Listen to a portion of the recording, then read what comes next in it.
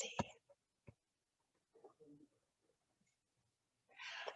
Well, welcome to the South Dakota EMS Association conference that we're starting up. It is Saturday morning and it is almost a quarter after the hour. We will be starting at the bottom of the hour with Mr. Marty Link coming to us live. So this one will be recorded as it's going on. There is not one that you can watch currently if you have a bad connection or something. This one will be recorded as he goes on. And so we're finishing getting things set up in the room and getting things set up to go for the day. We've got a really full day for you. So I'm going to sign off here for just a couple more minutes as we get going. But thanks for joining in. We've got about 20 of you signed on, and we'll hopefully have some more in about 15 minutes. Talk to you in a little bit. Bye-bye.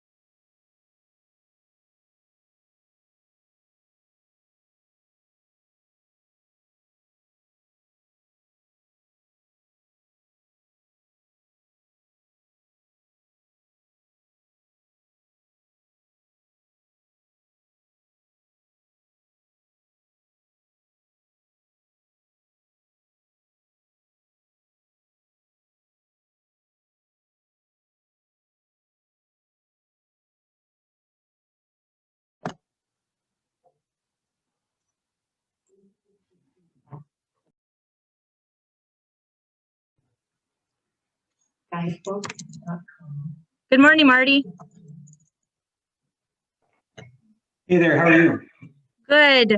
We have about 42 people on, so we'll get started here in a few minutes. Margaret will kick it off, and you know how to share your screen at the bottom to share the PowerPoint. Yeah, yep. Okay, perfect. All right, we'll be back here in a little bit. Sounds good, thank you. Thanks.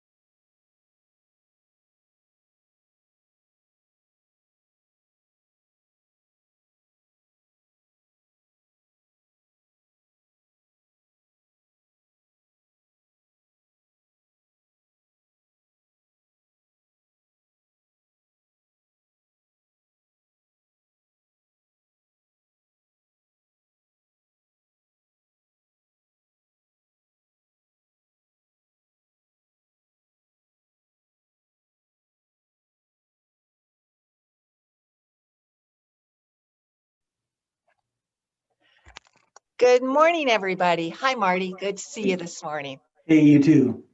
Those of you that are joining us, we've got about 63 of you on right now. And there's a couple of things that folks are having trouble with on their desktop. So they're trying to get back into the sessions and they may not be able to get the link to activate. Go ahead and call into the help desk, send an email to us, and we'll help you. But the main thing is in your laptop, and it's only on the laptops, not the phones, only on your laptops. You need to go in, and the term is clear the cache. So you need to go up to the history in your Chrome, in your Chrome environment, and you need to clear out the cache so that it can reload for you to get into Guidebook. So feel free to send a note into the help desk to get you in there, and we'll be more than happy to walk you through those steps. We will be starting in about 4 minutes. If you do have questions, please go ahead and send an email into the help desk and we've got for you. So we'll be starting in just a couple of minutes at the bottom of the hour. So make sure you have your cup of coffee, because I know Marty's got some really great stuff to give us, because Marty always gives us, oh, he's got his coffee with him. Awesome. I've got my tea. I drink a lot of tea. So we'll be starting in just a few minutes. And if you've got folks who are going, I can't get in, remember, you need to go up and clear the browse history, clear out the cookies on the computer so that you can then get back in. But we'll be starting here in just a couple of minutes. I'm going to sign off for just a few.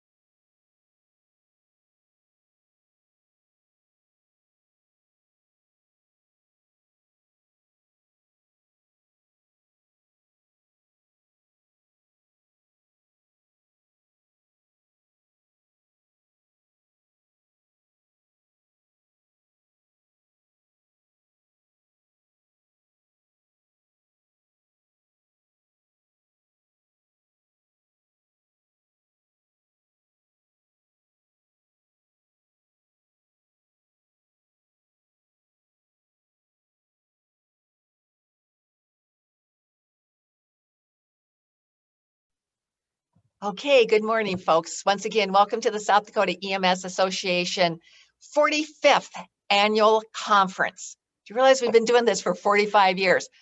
Sometimes it feels like 45 years, but we're having a good time trying to get you guys great education with wonderful speakers. So there are a couple of things we need to go over, some basic housekeeping things we need to cover this morning. So first of all, thanks again for joining in.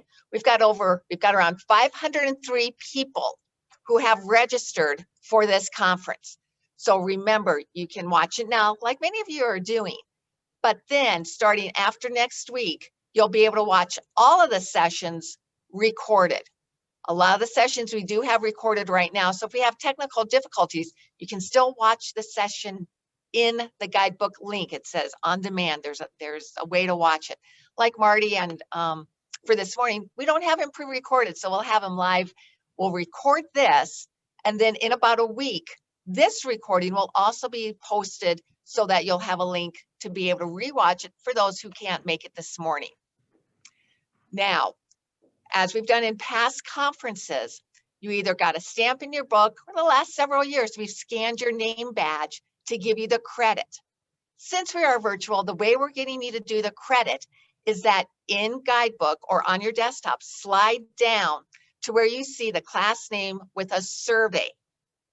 Click on the survey and answer the questions. Now, many of you have been doing those surveys already, and we're very appreciative, because that way we can tell that we are interacting with you. But we did find one little hiccup that you guys can greatly help us with. When the survey has put in your name, your first name, last name, and put in your email, please make sure that the way you enter your name is the way you registered for the EMT conference.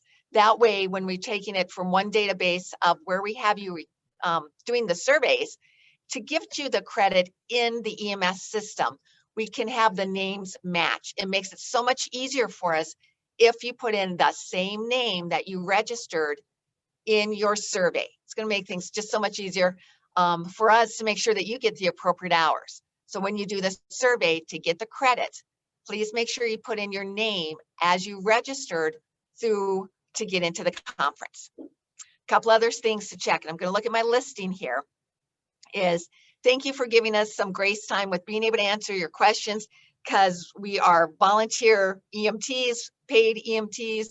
This is mostly volunteer, and it's your help desk is the EMTs that you see at conference. So thank you for giving us a little bit of grace to help you get through it. Some of these things we're still learning as we go.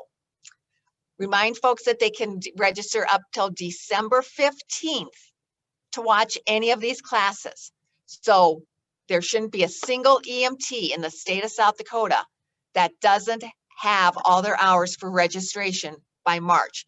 They can do all 20 hours. You can register still for class up till December 15th.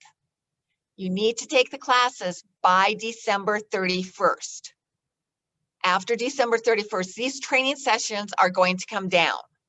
So we need you to get all your friends, those who aren't taking it right now, to go in and register and take the hours so that you can get the full 20 hours, matches for your state certification and also national registry.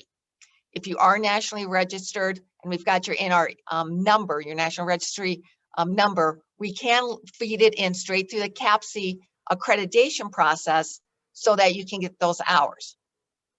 Also, in guidebook, on every session, if you slide down, once again, it's down in the app, but it's all on one page, just slide down.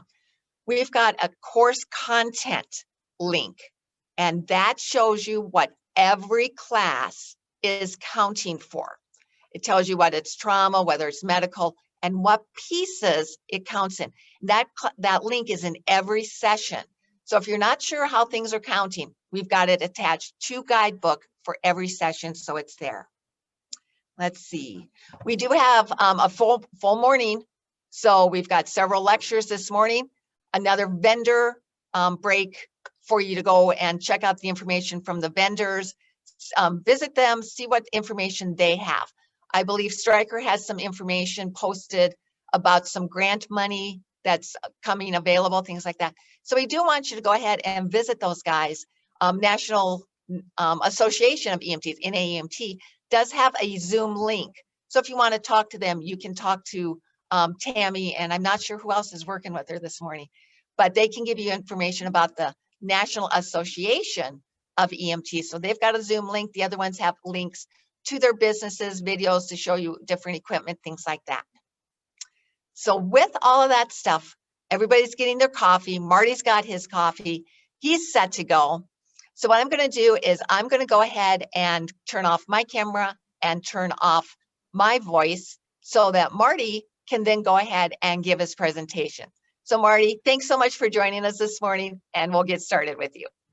Hey, thanks, Margaret. Appreciate it. So I just wanted to, I'm going to be on video here momentarily, but I'm not going to put you through that for the full hour because all you're going to see is me in a mask and this bright light here, reflection off of this. So I'm going to go ahead and cut my video.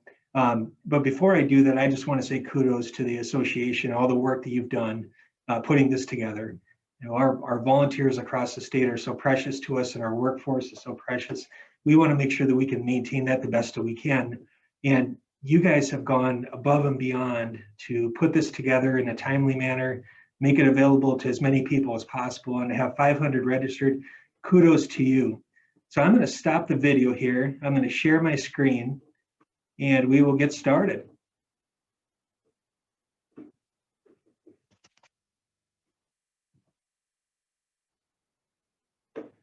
All right, so as Margaret said, my name's Marty Link. I serve as the Director of EMS and Trauma for the Office of Rural Health. And it's again, just such a great opportunity to be able to be here with you on a virtual platform. Wish we were there together. Tell you the truth, Keith, I kind of miss your hugs at this point, but hopefully we will be back together next year to do this in person. 2020 has certainly been a different year for all of us, and we've gone through significant challenges. Nobody on this call can say they've gone through this year without a challenge whatsoever. But the beauty of South Dakota is we rally together, we get through things, we look out for each other, and I'm just so blessed to be part of an organization and a group of people that are committed to taking care of those that can't take care of themselves. And it's such an honor to be here. So I wanted to do just a little overview of the EMS program.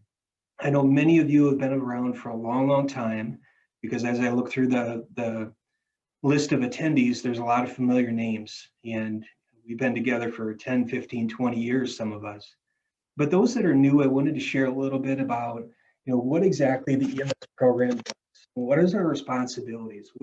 You know, you get a card from us every couple years, you field some phone calls, you call us up for some advice, things of that nature. But, you know, really it's much broader than that. You know, our primary responsibility is we want to improve access to quality EMS in South Dakota.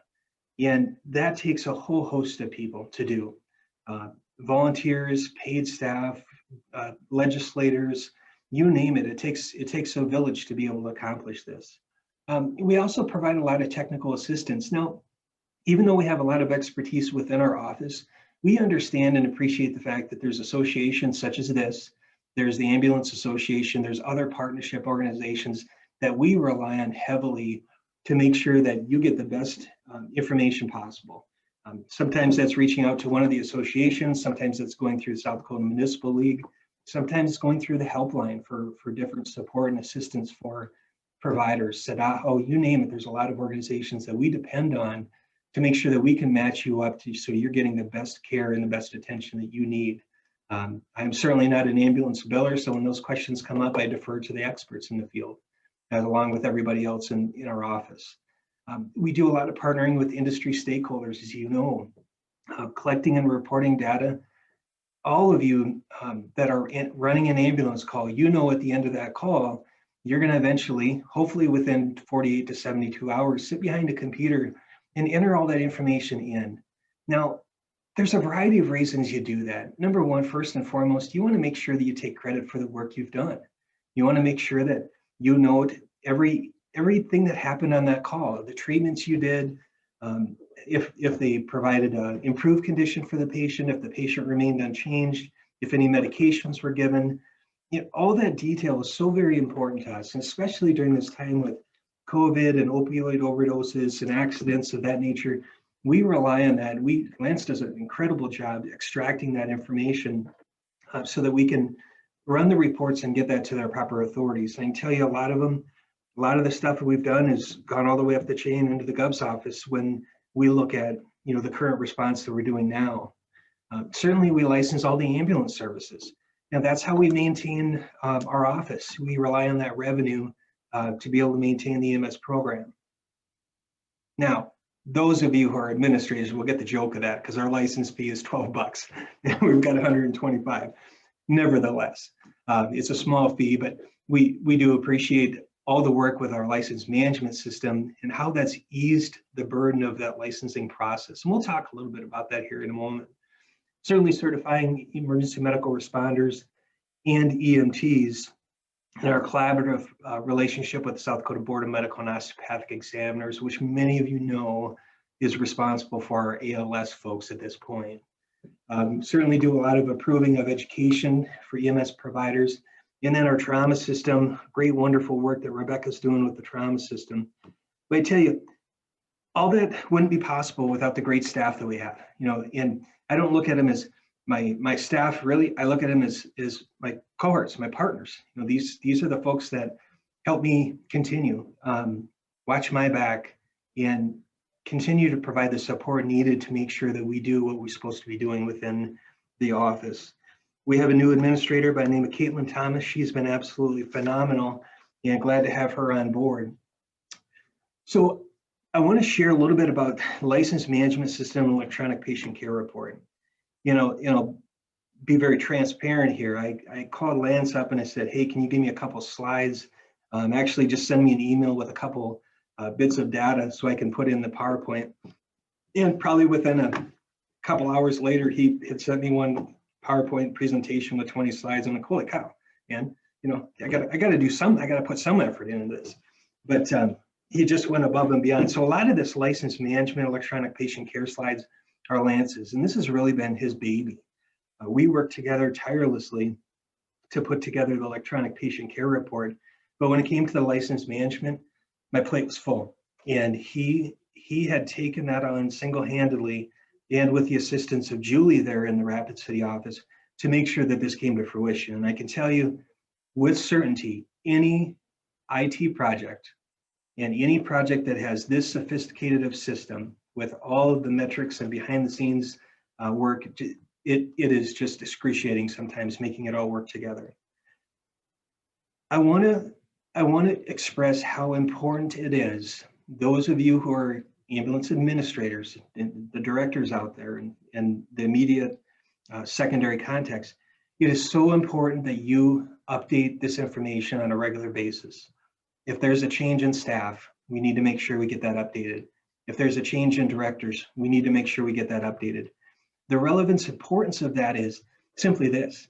In the midst of COVID, in the midst of all the grants that we work through, we rely on those primary and secondary contacts.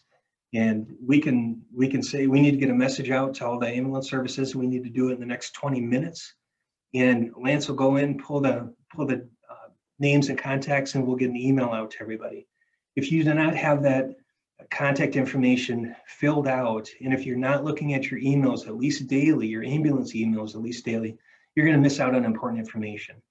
And over the years, I know certainly over my time within the Department of Health, we've easily had $20+ million of grant funding and other opportunities go through our office.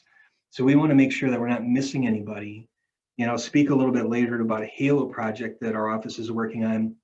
We still have services that are missing out on a great opportunity because they haven't responded to us. So we need to make sure we get that information up and available to us so we can get that information to you regarding the grants, CDC guidance, and different opportunities that are coming about. And I tell you, some of these are fast paced. It's not uncommon for us to get a call saying, hey, we've got $100,000 we need to allocate, and we need to do it in the next few days. And having all that information at our disposal makes it really easy for us to do. So Lance certainly wins when it comes to the most words on a slide. He's topped me. I thought I was the winner there before, but the beauty of this is you don't have to read every single word in it right now. As Margaret said, this recording will be available. We'll make the PowerPoint available to you so you can go back and look at it. I used to say, when everybody would call me and say, hey, I've got a question on the EPCR, or I got a question on the LMS system, license management system, my phrase typically was call Lance, right? And even though that was very permissible, if you will, early on, because things changed so much and we were getting that system refined and constantly tweaking it here or there, it made sense at that point to say, hey, give Lance a call. He knows this is his baby. He knows what to do with it.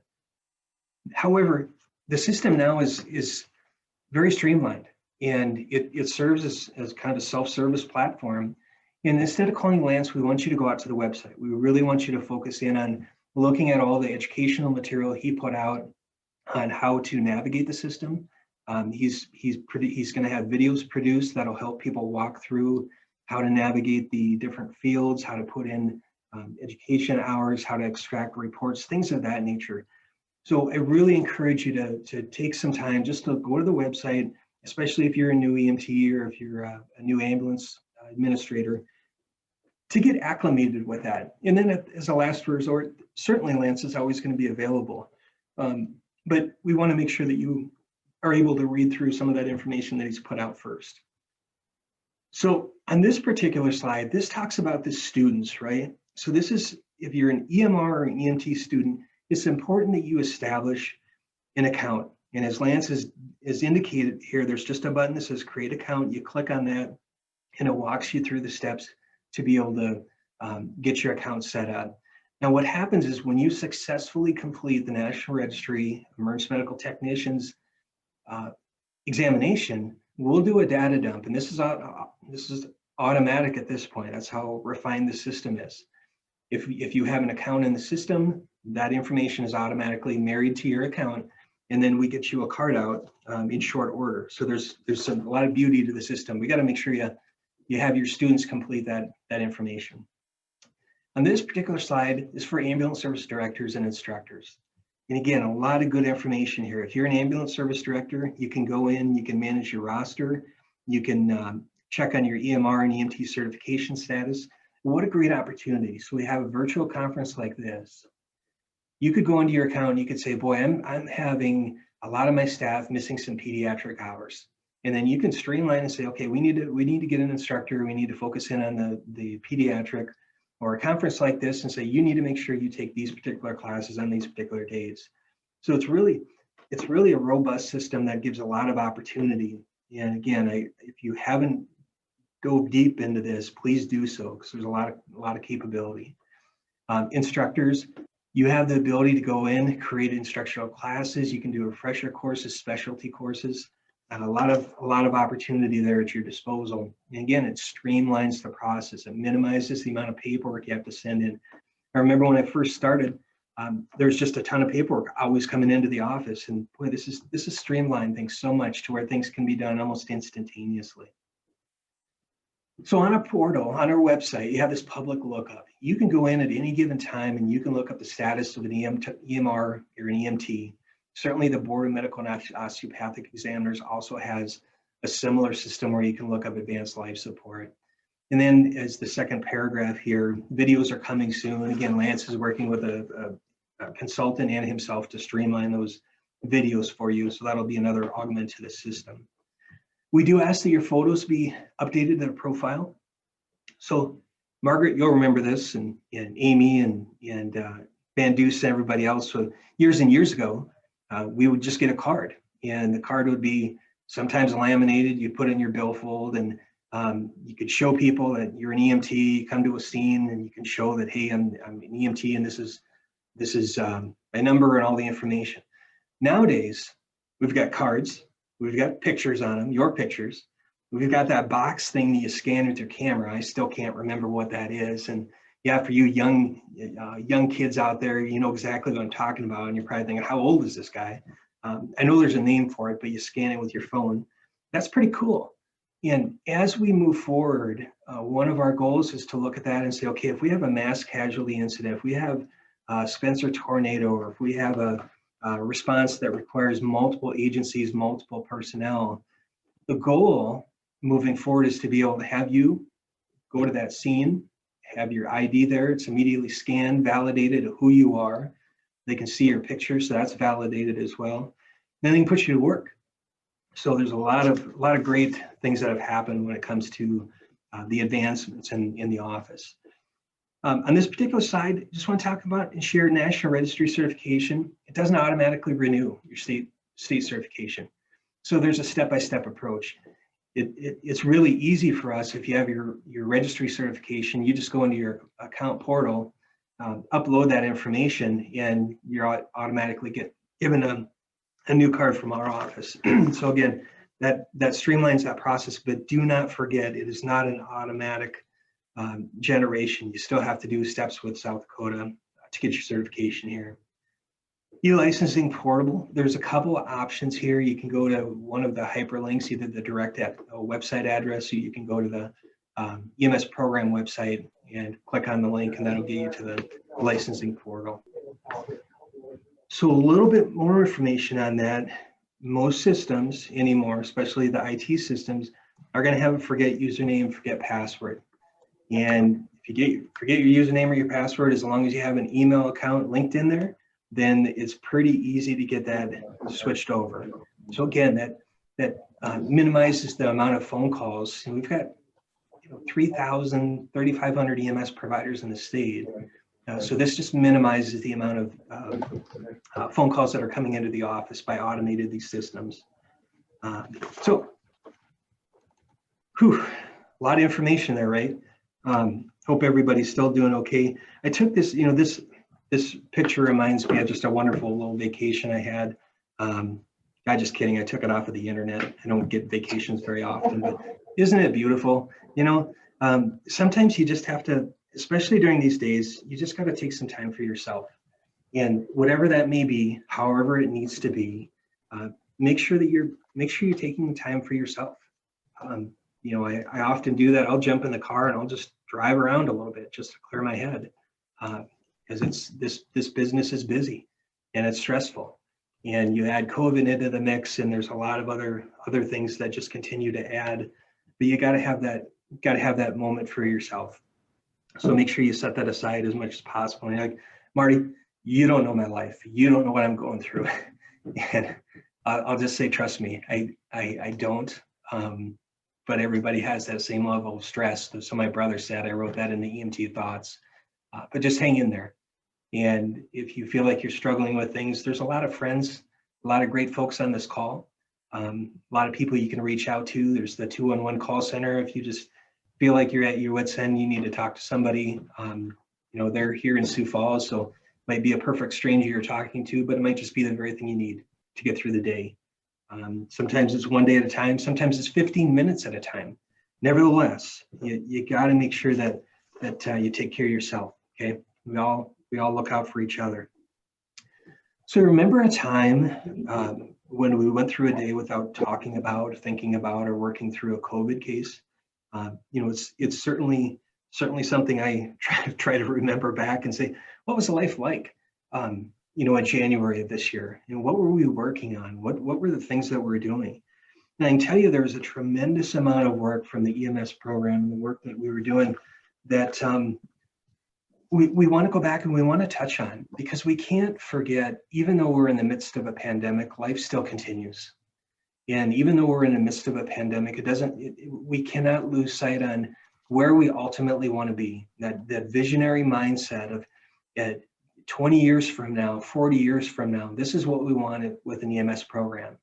Because like some of you on the call, folks that are not even born yet are going to be taking care of us. And we need to make sure that we lay that legacy down to ensure that those newcomers are going to have the best education, the best resources, the best infrastructure, the best that they have to set themselves up so they don't fail. And that's our job. That's the legacy that we need to leave for them. So I wanted to touch a little bit about some of the work groups that we've had in the past. Many of you probably remember conversation or emails talking about a 40-member stakeholder group. And this came about when the EMS program moved from the Department of Public Safety over to the Department of Health. This was back in 2015. Is one of the first things that Kim Mosen-Risen, Secretary of Department of Health, wanted to do, because she said we want to level the playing field. We want to identify what are the current issues we're seeing in EMS, and we're going to come up with a strategic plan to identify what those are, where we need to go. It was one of the best things that could have happened. All the great work, I want to make very clear on this. All of the great work and the reason we are here today is because of a culmination of every person on this call, those that not on this call anymore, those that have since passed, all the great folks that have ever worked in the EMS program, all the legislators that have helped us, all the supporting partnerships that have helped us are why we are here today. Now, is our system perfect? No, it's not. I'll be the first one to tell you that. Because there's always going to be refinement. There's always going to be a way to facilitate better patient movement, quicker patient movement. You look at Rebecca and the work that she's done. She's an advocate for making sure that that trauma system functions at the best of its ability. Julie and Lance and Bob all work to make sure that their responsibilities, their components, the things they do are refined as much as possible. And then certainly all the work that you wonderful people are doing all helps in the advancement of EMS. We just need to continue to beat the door, and we need to continue to be an advocate for bettering the system, refining the system. And that sometimes means calling us up and saying, hey, I don't necessarily think we're going in the right direction. And you give us your thoughts. We need to hear that. I guarantee you, none of the people in our office sit behind a wall, sit behind a computer and say, we're going to dictate how EMS is driven in the state. It's not how we operate. We look at it and we say, boy, I've got this idea. Let's run it by the industry. Or the industry comes to us and says, hey, we've got this idea. We want to run it by you. And we talk about that. We discuss it. Sometimes we agree to disagree. Sometimes we say, hey, and this has happened to me. Hey, Marty, great idea. Not one we're going to use. So fine. It is what it is. But at least we're able to facilitate those conversations. That's very important to everybody to feel like they have a voice, and you certainly do. EMS Vision Work Group, it was a multidisciplinary group really charged with creating that vision, that EMS, where do we want to be, EMS agenda for the future in 2040, very similar to what has happened on a national level. So that's a lot of the work that we've done as far as those work groups, and a lot of great people have participated and sacrificed dearly, not being paid, having to drive to Pier or another location, on their own, taking time off of their works. We so dearly appreciate their sacrifice and commitment. So the future of rural EMS. Some of you are going to look at this slide and you're going to say, well, wait a minute, Marty, what are you talking about here? You mean you're going to try to consolidate? You're going to try to regionalize? You're going to try to close our services? No, it's never going to be the intention of the Department of Health. It's never going to be my intention or anybody else's that work in this office. The fact of the matter is, it's a reality. And if we do not look forward and if we do not plan appropriately, we're going to have situations like we have right now where an ambulance service is closed and a significant area is technically uncovered, right? That's substantial. So when we look at considerations that are going to need to have, that we're going to have to think about, we're going to have to think about more paid services. We're going to have to think about consolidation. We're going to have to think about, do we need to regionalize? Do we need to take two services that are struggling, combine their assets, liquidate some of their assets to make one substantial, sustainable service? So we have to look at those. It's not easy. It's not always a welcome discussion, but it's a necessary discussion. We need to embrace the fact that we are going to have fewer ambulance services. We've got some that have 2 or 3 people that are working that service, and they're at ages where they want to retire. They want to enjoy their grandkids. They want to move on. They want to go on a vacation. They want to be able to leave their community without feeling guilt of not being there to respond to a neighbor or friend that has an emergency. That's a burden. That's a lot of stress. So we have to appreciate the fact that we are going to have fewer services in the future. We've got to look at regional approaches to funding, service delivery, and certainly to leadership. Quick story, there was an ambulance service in the state that really struggled. They had 1 or 2 people that really were divisive, and it almost cutting to the point where the service was just paralyzed. And that's unacceptable. And what they did is they took it upon themselves to get some new leadership, get some folks in there that really wanted to see the best of the service. And that service to this day is really turned around significantly. That doesn't mean the person that was causing the problems is a bad person. It just means sometimes there's opportunity for us to step back and say, you know what, I think I've done my job. I think I've done everything that I can do. I think I might be burned out, and I think it might be time just to hand over the baton to somebody else to carry. And that's okay to have those thoughts. That's okay to be in that to be in that situation. And I would rather you reflect in the mirror and say, okay, this is what I need to do, and make those decisions so that your service, your community can prosper moving forward. It's the most humblest of nature to look at that and look at yourself in the mirror and say, sometimes we have to do what we have to do, right? Where are we here? Great staffing. We've got a great opportunity with ServSD. We've got a great opportunity with some of our partnering organizations to create a staffing model so that in the midst of, prime example, COVID, we've got 2 crew members that are out on a particular service, and that causes significant response delays and significant hardship on that services. Where on that service, where can we pull other people in to be able to cover that while they're on quarantine and isolation? So again, opportunities we just need to be thinking about. We need a lot of creative people out there to step up and say, hey, we can do more. All right, a little feedback in the back there, guys. So EMS agenda for 2040. So this is the vision. EMS in South Dakota is a system of care in which all South Dakota residents and visitors have reasonable and reliable access to quality mobile healthcare resources. The system is a dynamic creation of the result of ongoing reflections, planning, evaluation, and improvement. A lot of what we just talked about, sitting back, and sometimes it's hard to take that time, but it's very important just to sit back and say, hey, I just need to dare to dream today. I need to think of something outside of the box. I don't care if I fail in doing it, but I want to think of something that we haven't thought of before. So that's the vision. That's where our agenda for 2040. And we also got to talk about, it's got to be people patient centric. A lot of people are like, oh, duh, Marty, that's pretty simple, but we have to maintain that. that has to be first and foremost in our minds. We want to do it what's best for the people, what's best for the patient, what's best for our providers, what's best for you. It's got to be practical, achievable, and admirable. It certainly has to be socially and financially equitable, right? We need to make sure that if there's a cost of running that ambulance service, that we have revenue coming in and we have additional revenue so that we can buy, replace equipment, buy new equipment, replace our ambulances every 10 years or so. It needs to be safe. It needs to be safe for our patients. It needs to be safe for our providers, and it needs to be safe for the public.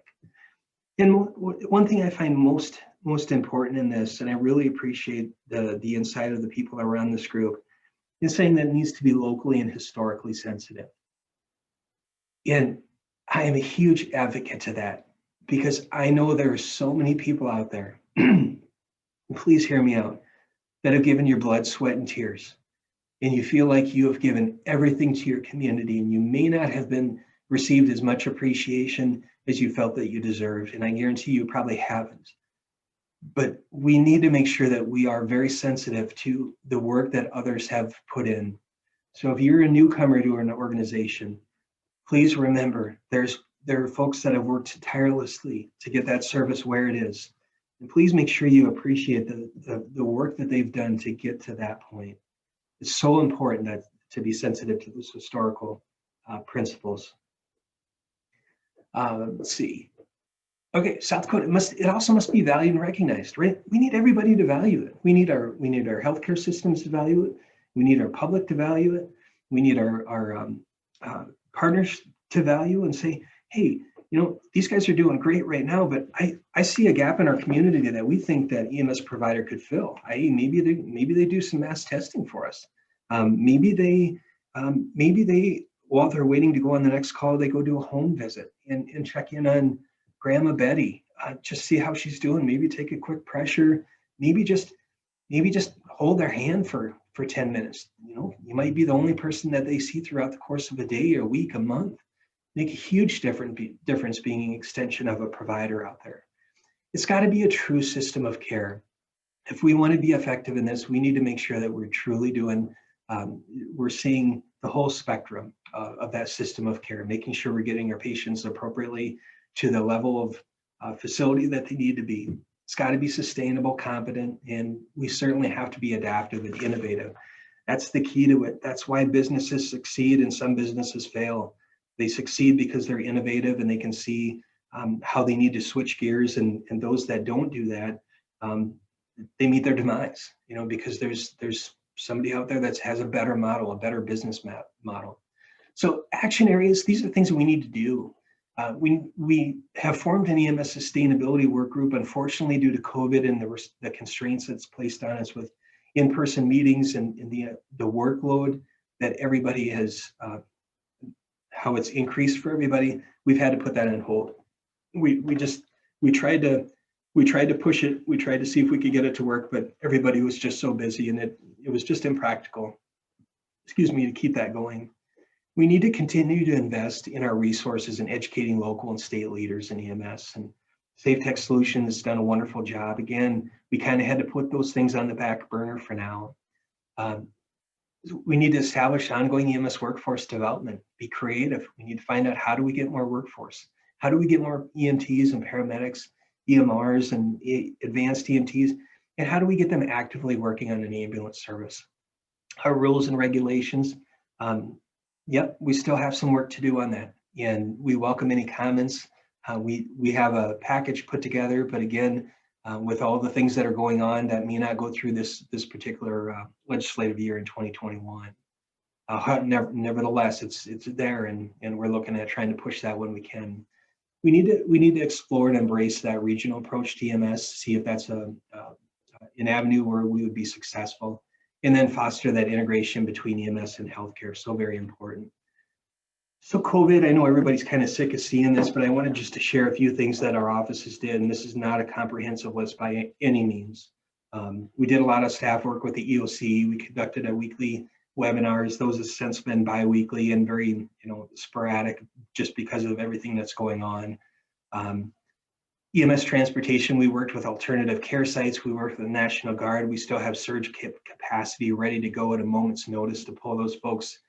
There's great folks in and put them to work alongside us. Julie sent out a lot of PPE. She really spearheaded those efforts, and Bob, to make sure that every ambulance got at least 4 full kits. And kudos to a man, Ian Peer, that sits in what we call the R Center. Chuck Kaplis has done a wonderful job at helping us make sure that you guys get the equipment you need, and he's probably one of the strongest advocates we have there at that R Center to make sure you guys are protected. Mass testing, we messaged everybody on this. Mass and sentinel testing, this is free through the Department of Health. If you wanted to have your crew members go through mass testing, we provided that free of charge. We tested about 500 people. 14 came back positive, and these are asymptomatic positives, meaning they were caring for patients going into nursing homes, going into hospitals, unbeknownst to them that they had COVID. So it was good to catch that. It was good to have them isolated and their close contacts quarantined. I know it was a burden for some, especially the smaller services, that it really put a burden on you. But when you look at the grand scale of things, that probably stopped the spread of many people getting COVID. And we really need to have that leadership philosophy in our local services. And I encourage you, if you've not participated in mass testing, that you send me an email, or have your service director send me an email so we can get you on there, we can get you tested. Sentinel testing is very simple. It's random testing. And we look at this as if you have people on your crew that you want to, if you say, I want to test 2 people every week for the next foreseeable future, we can make that happen. But it needs that local leadership to drive that.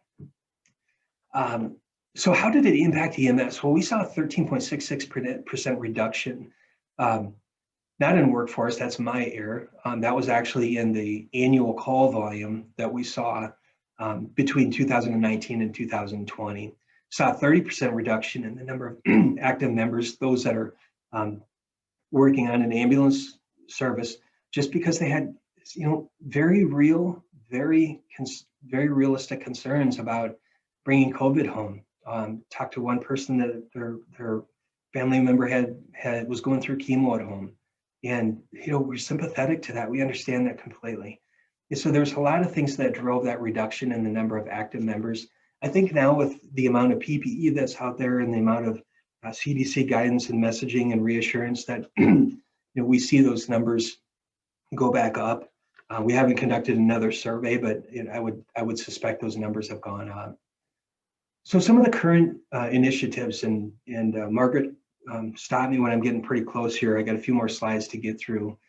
Some of the initiatives, Helmsley Charitable Trust recently partnered with us to get a $3.6 million AED project. This supplied 1,200 CR2 AED devices to Highway Patrol, municipal police departments, county sheriff's offices, tribal BIA, game fish and parks, and a couple of post-secondary formalized police units, police departments in some of our colleges.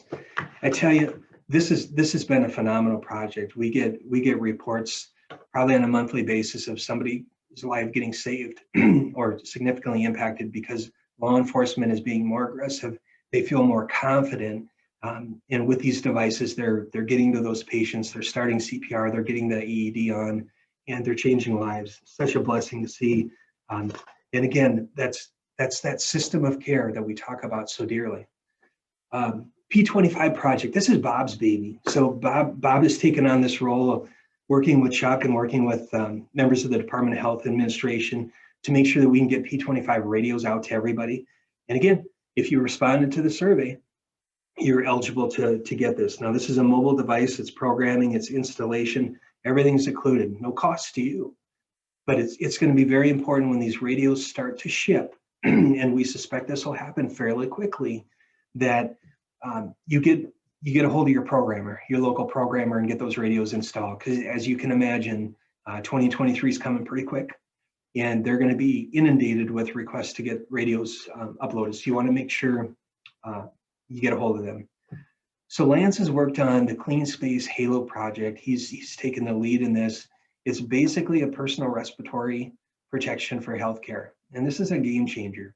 What Lance is working on is making sure that we get at least 2 of these halo respirators and 2 face masks, which one small and one medium or large, filter pack, charger, test adapter, 2 ambulance services. Now we will not be able to, due to funding limitations, supply every ambulance, but these will at least get 2 of them out to every ambulance service. And then there's probably a potential of working out, negotiating some additional funding, or maybe even a discount if you all wanted to purchase more. I can't guarantee that, but we would certainly advocate for that to happen. So to date, really the bottom line is significant here. Lance has tried multiple times to get a hold of services. There's still 7 out there that haven't responded, meaning 7 probably will not get these devices. And this is an added level of protection for you all. So we want to make sure that we get this information to you as quickly that you get the information. You can make a decision whether you want these or not. So this information will be available for you on the recording and then the PowerPoint, so you can look at it later on and grab those hyperlinks off and take a look deeper dive here. Got to get a drink real quick. Hang on. So Lance has worked with and requested that we get a waiver. These went up through the proper chains. So in this particular slide, I'm just kind of losing it here. Due to COVID, CDD recommendations. Yeah, okay, gotcha. So on this, much like this virtual conference, Lance has worked out so that we can get you to do a lot of virtual content and not have the requirements of the in-person. So those have been waived. The executive order that the governor signed is effective through, at this point, December 31st of this year. And depending on how we see the fall play out, that may be extended, it may not. We just have to, time will tell on that.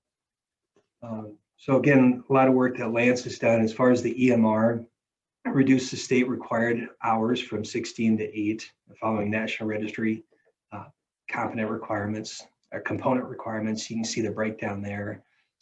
20 hours still required for EMTs. You can see the breakdown there. And again, these will be available. And I know Lance has messaged EMS directors across the state on this. Just note, as far as the National Registry, you still need to follow their requirements. You still need to meet all their line requirements and renew your certification, and then let us know so we can, or go into our system so we can get you a South Dakota card. Naloxone project, I'll be very brief with this. This has been ongoing since 2017. Our initial goal was to train 500 personnel just within a couple months. We held a lot of training across the state. In total, we have well over 1,500 at this point trained, and this is EMS providers and law enforcement. Remember, back then, this was not part of the scope of practice, the EMT scope of practice. So we did a lot of work getting that in play. And now law enforcement and even high schools have the ability to be trained and carry naloxone. So as you're responding, you may have law enforcement that's already given naloxone. You may have a school administrator or a nurse that has already given naloxone. So just keep aware of that. Just a little bit of data on what we see here. This is drug-related and opioid-related deaths. As you can see, the breakdown there is just a nice percent. Just shows where we are in the state. 2019 data is still provisional, as you can see on the bottom right. Once that's fully finalized, that information will get out and be available on the department website. Here's another slide that just talks a little bit about drug-related deaths and types. Still very much so an issue in the state. We know we have meth issues. We know we have other issues, but it's drug-related folks as well with the naloxone project and the work we're doing there. Opioid-related deaths, just a nice chart, shows you male-female percentages, and then white, American Indian, and then you see that nice bell curve with the age ranges, starting at 15 to 24, and then tapering down.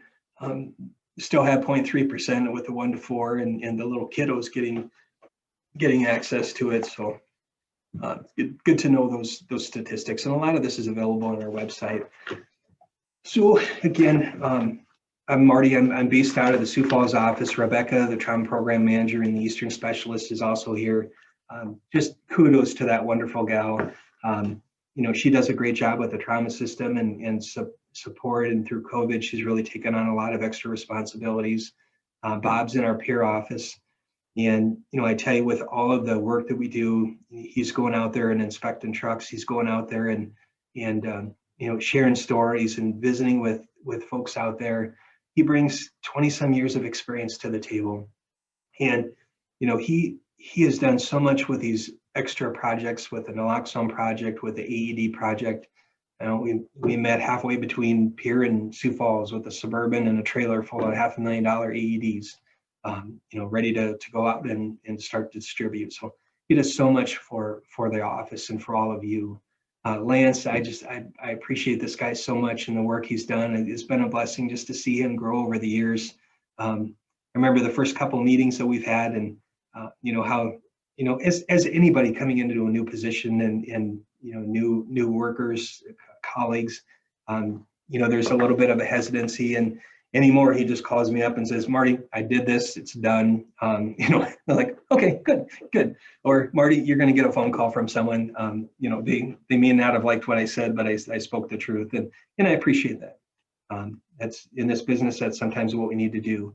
Julian is again a vital asset to the office. She does so much in the western part of the state, working with services, taking the years and years of experience she's achieved through the Nebraska Office of EMS, and has helped significantly when it comes to naloxone project and the AED project and in the grants and contracts. Gosh, I tell you, it's when you look at the amount of money that comes through this office and the amount of contracts and work that we do, and we just need a team to make this successful.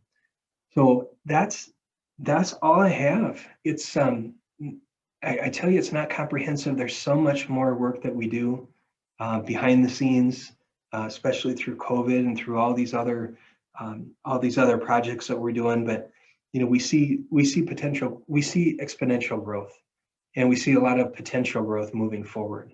And again, we're an open book. We want you to come to us. We want you to talk to us, share your ideas, talk amongst yourselves at conference. If you come up with ideas, we want to hear them.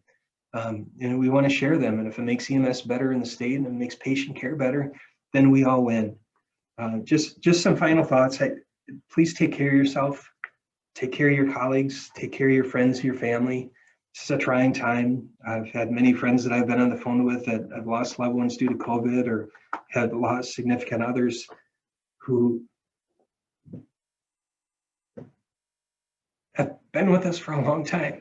And, you know, the blessing is we will see a brighter day. And you guys are so inspiring in the work that you do. We are just so honored to be a part of this.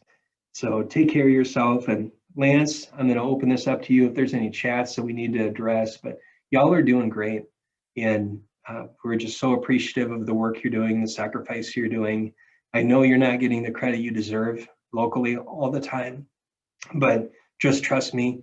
We believe in you, we value you. This goes all the way up the chain to the GOV's office, that we see significant value and appreciate all the work that you've done. So never forget that. So Lance or anybody else, I can't see the chat, so I don't know if there's any chat boxes that we need to address, questions at all.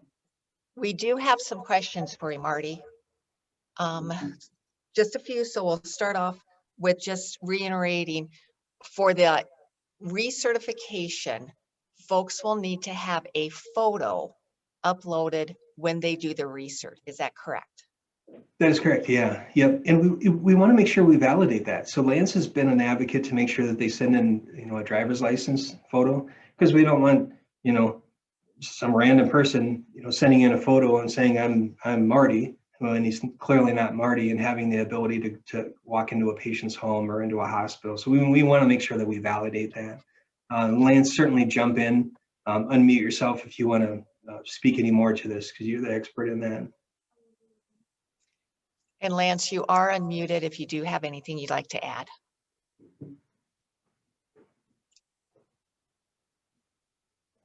While he's looking at that, Marty, I do have another question for you. And this has to do with the 2040. So the question is, why are we pushing out to 2040 and not looking at 2025? In 20 years, there's a lot that could be lost in the smaller services that will be very difficult to get back, get those people, things like that. And shouldn't we be looking more at our immediate concerns of, say, 2025 versus outreach to 2040? Hey, Margaret, that's a great question. And, the answer to that is we're doing both at the same time. We're working with our partnership organizations. We're working with those services that are struggling, especially the ones that have come to us.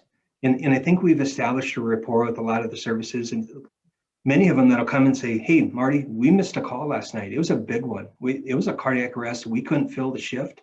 And we know we did wrong. And I appreciate the fact that they do that and they come to us.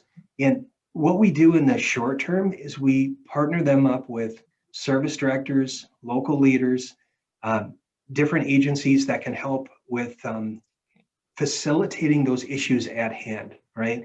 And the example I gave before is a perfect example. We took some very decisive action. We insisted, and the leaders in that community insisted change has to happen for that service to survive. The reason we look out for 2040 is we see that we need to have that long-term vision to see where do we want to be in 2040, because in order to get there, it takes a long time. It takes legislative effort.